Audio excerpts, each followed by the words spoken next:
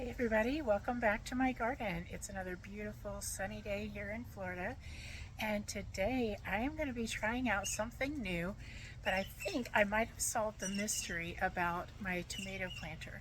I told you guys that I had a couple of the City Pickers planters and that I had one older one that I did not remember the brand, and I just found this. I ordered it through Bed Bath & Beyond, aka Overstock, and it is the Hydro Farm Tomato Tower, and it could be the same brand that I had before.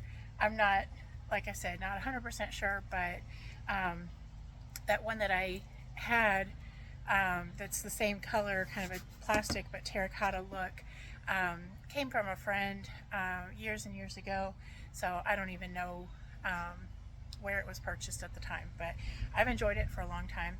This one obviously is a much different design. It is a round planter and it has this growing support frame. Now they call it a tomato tower. It would be great to put just one or two tomato plants down in here, and the tower itself is expandable.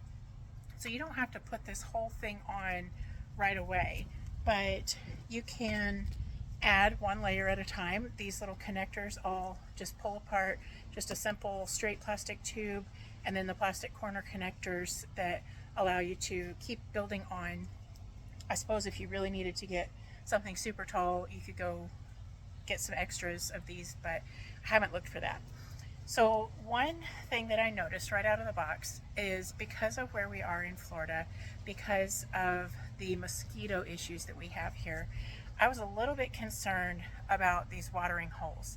Now I've already done a slight modification, and you can kind of see this is just some landscape fabric, and I try to be selective about where I use landscape fabric, but this is an instance where I think it might be a good solution to my problem, because mosquitoes breed in standing water, and I love having the water reservoir. So up until that opening, you can fill that whole thing with water, and it has this insert right here that keeps the soil, for the most part, up out of the water, except for these tubes down inside. And that's where you pack a bit of the soil into it, and it will wick the water up into the whole container, keeping your plants nicely hydrated even in our Florida heat. So great features, but my workaround was just to block the opening, and there's an opening on each side, so it might make it a little more of a challenge for me to refill this water reservoir at the bottom, but I'm hoping that it will discourage the mosquitoes from getting inside of there. I just don't want to take that chance. This is going to be right next to my swimming pool, and I don't want to be fed on by the mosquitoes. So Hydro Farm Tomato Tower, and this is actually based in Petaluma, California, and I was just watching a video this morning of the cottage gardens in Petaluma. I have never been to California myself, but I will tell you, that is a place that I want to go if I get to the other West Coast. I'm on the Florida West Coast, but on the US West Coast, I would love to go to that garden center. And the owner, Fanula, is good friends with a YouTuber that I follow, Janey Santos. Her channel is Dig Plant Water Repeat. I will link that. And she's kind of my inspiration for a lot of what I'm doing here. We were at the time in the same zone 9B. Mine got upgraded to 10A and she's still 9B, but a lot of similarities between what she can grow out in California that tolerates the dry heat, and the things that I can grow here in Florida that have more humidity but still a lot of heat. So I still watch her videos every time they come out, 5 days a week, but she's my inspiration. I'm trying to be Janey when I grow up. So this is my tomato tower, and I'm not going to put tomatoes in it. I'm going to be putting the organic Sugar Daddy peas. This is a sweet pea. You can eat the whole pod. That's the best part to me. It does get a pretty good size. This package I bought last season and had a small harvest off of it, but I'm hoping that I'll have a better system for it this time.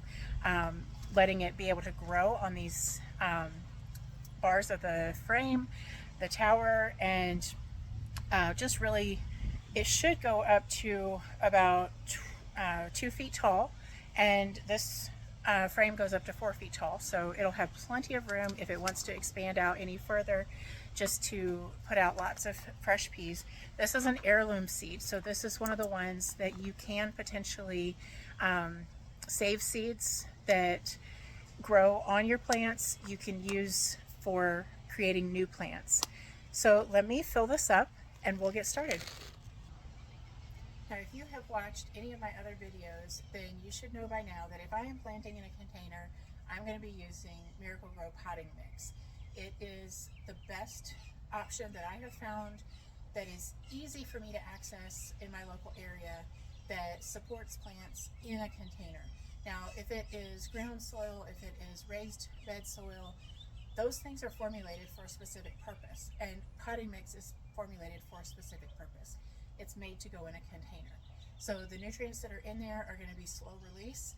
The blend of soil, it will have some topsoil kind of mix, but it's also going to have some peat or some coconut coir and some perlite to help the soil hold oxygen as well as moisture, and not hold too much moisture, but enough to support the plants. So getting started, I'm just going straight for the good stuff. Miracle-Gro potting mix is where it's at. And I say that based on my area. I say that based on what I can find consistently available. And I can always get this at a big box store or a garden center. It's just accessible to me. I could have taken the frame off to fill this up, but I always have to do things the hard way, right?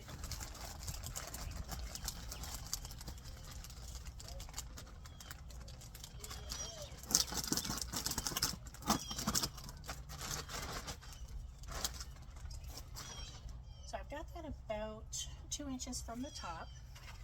And I'm going to go ahead and put my seeds around, and I am focusing on where they're going to climb.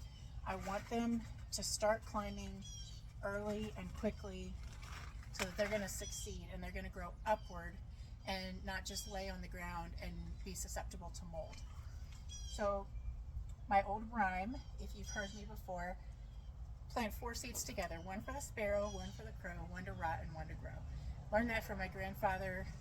Hey, I think it's cute, but it seems to work pretty well.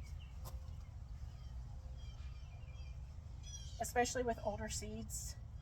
And these are only a year old, but even at that, the germination rate is probably not going to be as good as if I had bought them fresh this season.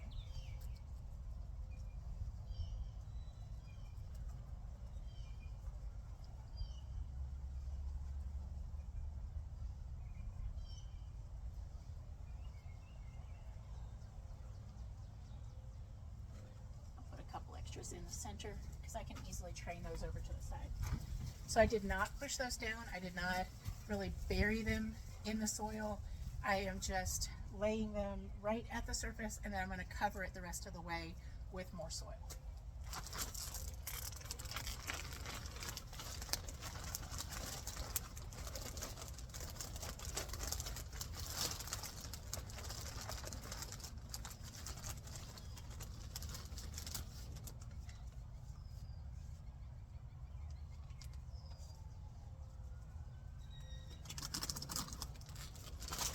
Beautiful. I will come back and add some mulch on the top of this, but all that's left right now is water. I will fill up that bottom water reservoir, but anytime that you're starting seeds in a container that has that bottom reservoir, you still want to water them from the top, just like if they were in any kind of container or in the ground, until you get about 2 to 3 inches of growth. So treat them like babies, because they are babies. Give them that extra love, that extra nourishment right where they need it, right where they can reach it. Keep those soils hydrated so that they will sprout and germinate and succeed and thrive. So that's it for today. Just a quick little project. Hope you enjoyed some of the shots around the garden of the things that are making me smile this week. And I hope I will see you next time. Have a chance to get in your garden, make some time, enjoy it. Thank you.